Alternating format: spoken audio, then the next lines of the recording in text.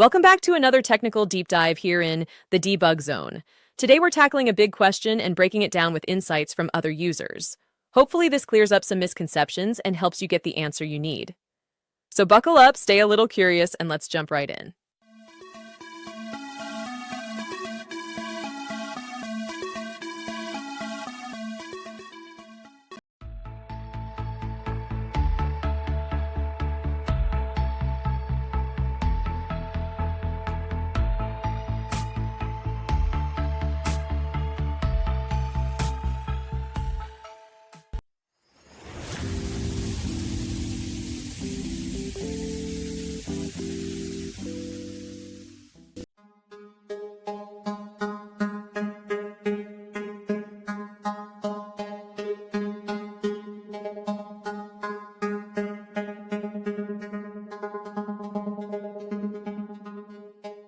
And that's a wrap.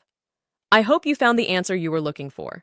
If you did, take a second to hit that subscribe button. It really helps out.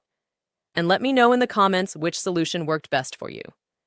See you next time in the debug zone.